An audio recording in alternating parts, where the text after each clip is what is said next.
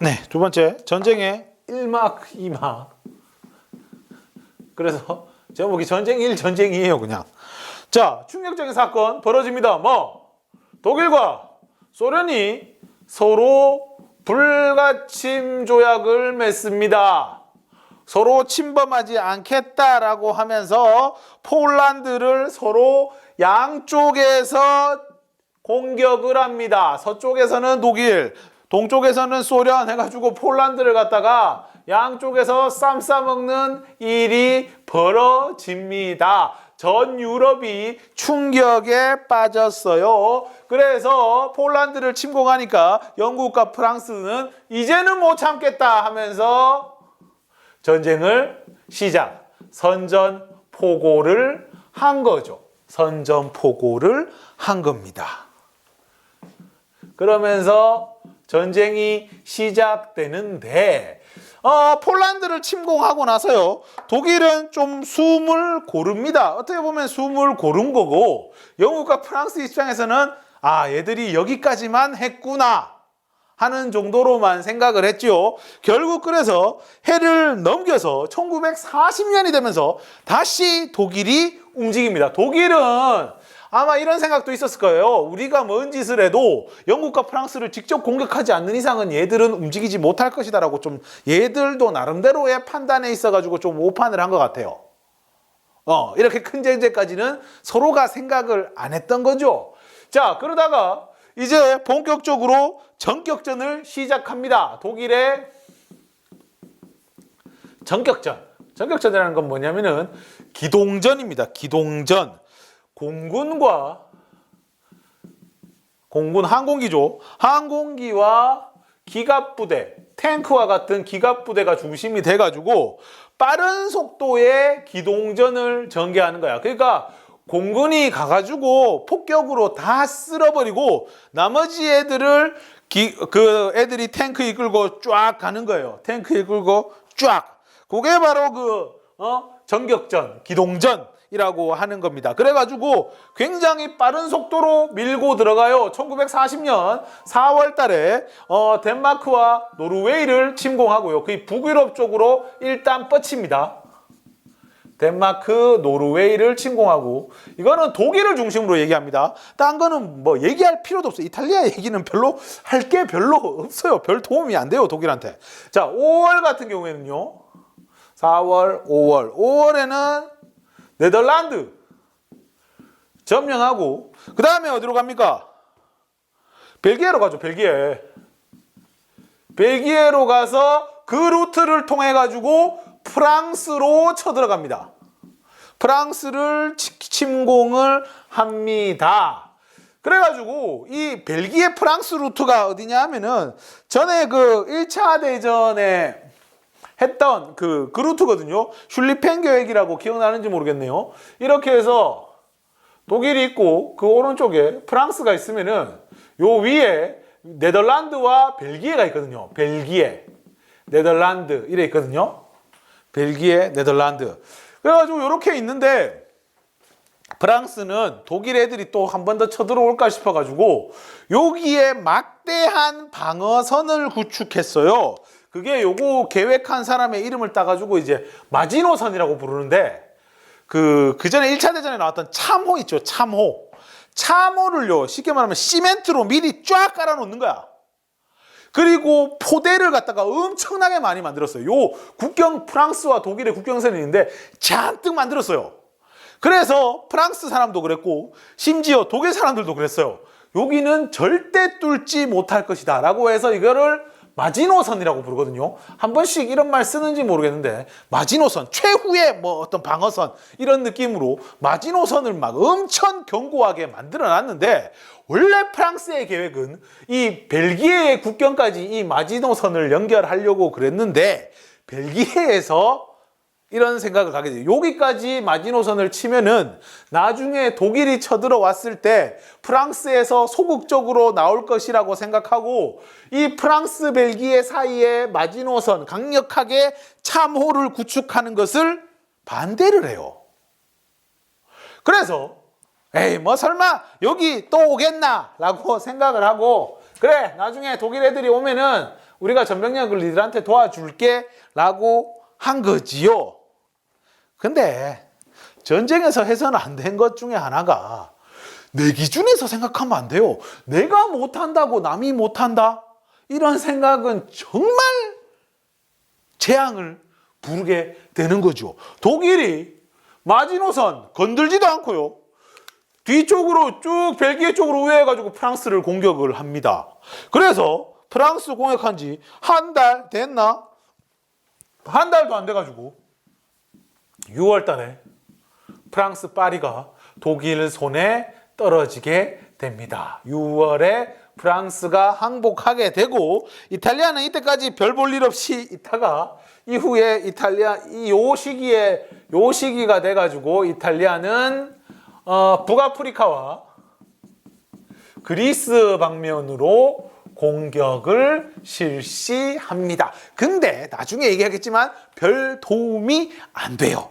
그래서 이탈리아가 여기에서 요 북아프리카 같은 경우는 영국이나 프랑스 식민지 군대가 남아있거든요.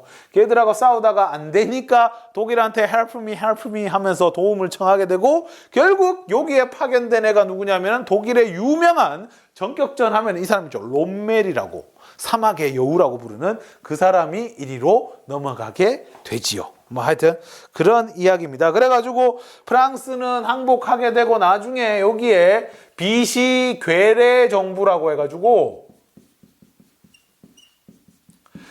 세워요. 꼭두각시 정권이죠. 그죠?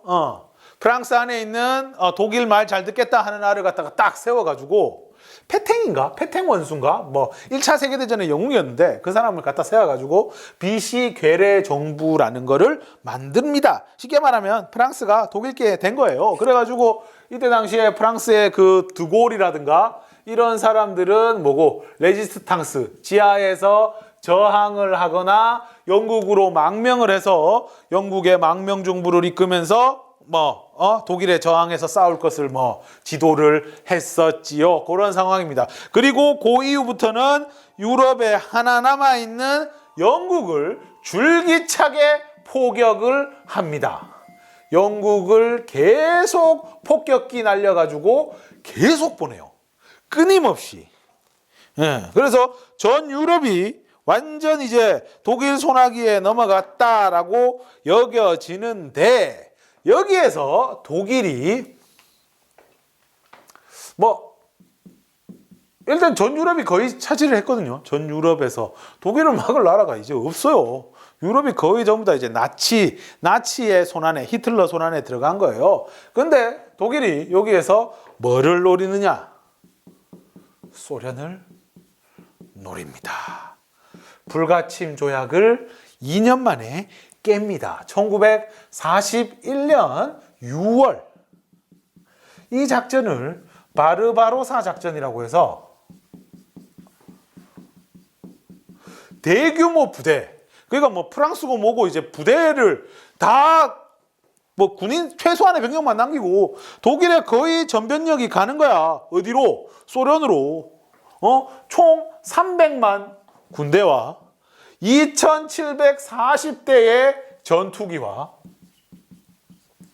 그 다음에 3,580대의 탱크가 동원된 대규모 작전을 펼치게 됩니다.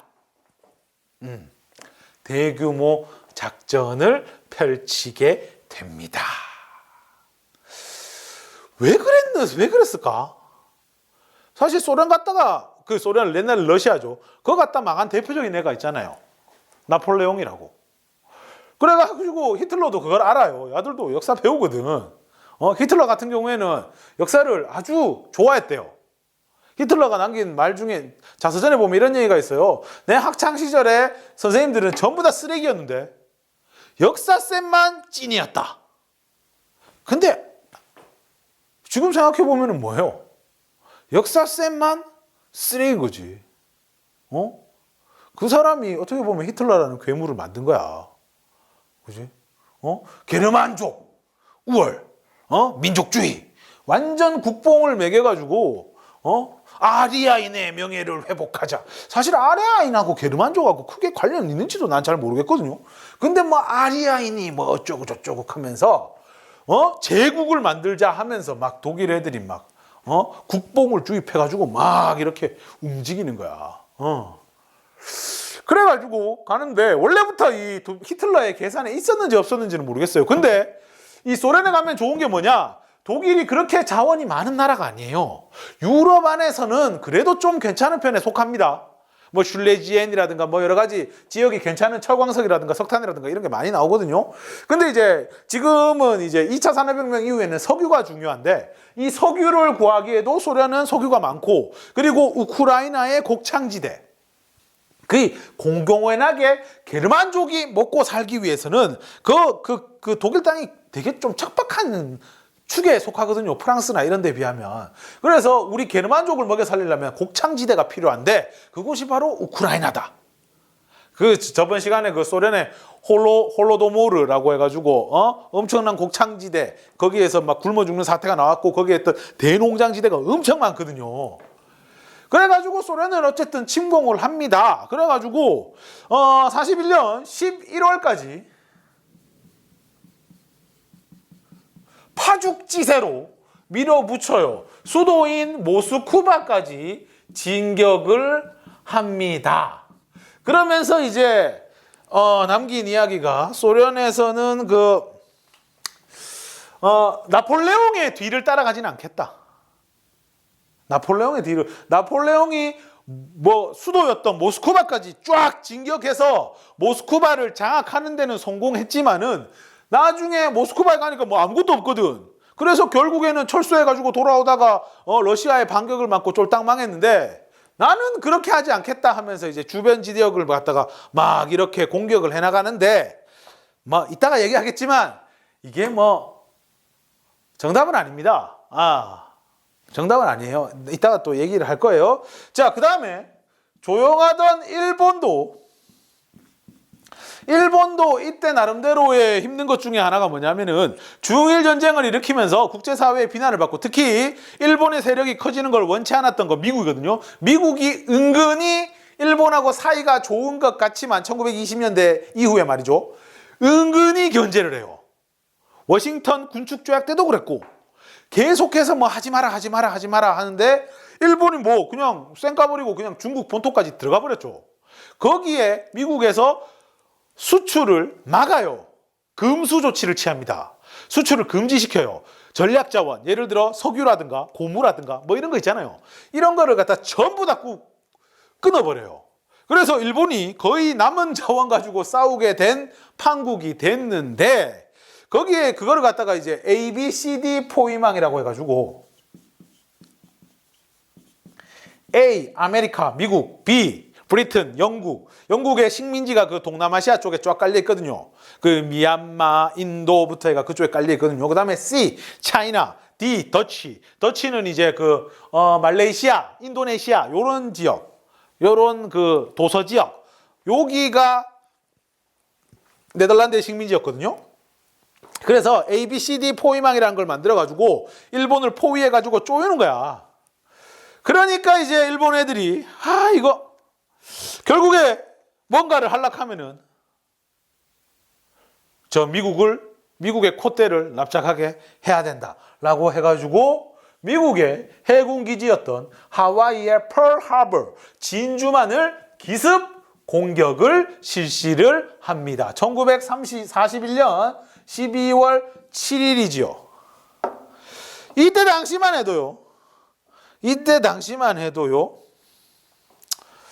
상상도 못했어요.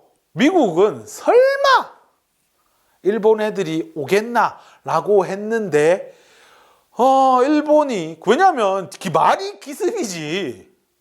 거의 뭐 6,000km, 7,000km를 와서 하는 공격이거든요. 일본 본토에서 6,000km, 7,000km 거리를 가가지고 이게 무슨 기습이야? 뭐 한 보름 걸려요. 일본에서 출발하면은. 근데 거기를 갖다가 설마 기습을 하겠나? 일본 캐봤자 뭐. 라고 미국이 좀 일본을 우습게 본 그것도 있었고 뭐 아무리 기습을 해도 요 진주만에 모인 부대도 만만치 않기 때문에 별일 없을 거다라고 낙관을 했어요. 그래가지고 사실 진주만 기습을 하기 위해 1941년부터 해가지고 일본, 원래 이 하와이라는 지역 자체가 일본인들이 많이 건너가서 살고 있어요. 지금도 가면은 일본계 애들이 정말 많은 데가 하와이거든요. 거기에 막 수많은 스파이들이 와가지고 작업을 하는데 경계심이 전혀 없었다고. 나중에 그 항공모함 그 진주만, 마이클 베이라는 2000년 영화 감독이 만든 2000년대 영화가 있어요. 진주만이라고. 제목이 그냥 진주만이에요. 거기 보면은 이 진주만 기습의 어떤 그런 모습들이 아주 잘 나타나는데, 거기 보면은 일본에 있는 전투기 조종사가 엽서에 있는 딱 그림을 딱 대조해가지고, 이게 엽서에 당시에 뭐 항공모함이라든가 전함이라든가 이런 거를 갖다가 그려가지고 팔았나 봐요. 그래가 그거를 딱 보는데 그 그림하고 사진하고 똑같은 위치에 똑같은 곳에 그 배가 실제로 있어요. 애리조나호인가 뭐 하여튼 그랬는데, 거기에 그냥 보고 확인해보고 애리조나호 딱 거기 있네 하면서 폭탄 빡 뭐 이런 식으로 뭐 하여튼 거의 뭐 전혀 생각을 못했지. 그래가지고 완전히 기습이라고 하기도 사실 그래요. 이때 당시에 레이더가 개발이 되거든요. 레이더가 개발이 되는데 뭐 하여튼 그 레이더를 갖다가 작동을 하는데 처음에 봐요. 이 비행기가 거의 500대, 거의 일본에서 이게 올인을 하거든요. 항공모함 6대, 일본이 가지고 있는 거의 모든 병력을 가지고 와서 올인을 했어요. 이렇게까지 올 거라고는 상상을 못했던 거죠. 내가 얘기했죠. 전쟁할 때 자기 기준으로 생각하면 안 된다. 근데 6대 항공모함에 거의 400대, 500대 되는 전투기가 우르르 해가 오는데, 처음에 그거를 레이더에서 발견을 하는데, 그때 우연찮게 미국 본토에서 폭격기가 오기로 예정되어 있어가지고 대수롭지 않게 생각하고 넘긴 거라. 그래서 고마 꼼짝 못하고 공격을 당하게 되는데요. 그렇게 해서 진주만 기습이 아주 대성공을 거둡니다. 일본을 무시했어요. 근데 일본은 중일전쟁 동안에 어떤 전투 경력이 쌓여가지고 당시 전 세계를 통틀어가지고 전투기 조종 기술이 가장 뛰어난 나라라면 일본이었어요. 베테랑 조종사들도 엄청 많았죠. 그래가지고 이 작전에서 대성공을 거두게 되고, 이 항공전력, 그 해양전력, 전함이라든가 이런 거는 회복하는데 시간이 오래 걸려요.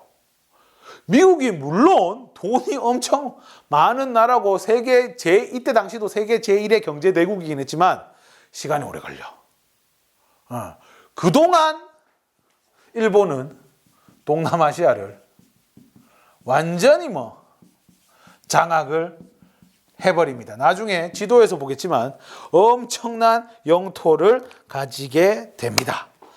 딱 여기까지만 보면은 추축국 독일, 이탈리아, 일본이 절대적으로 유리한 상황이죠.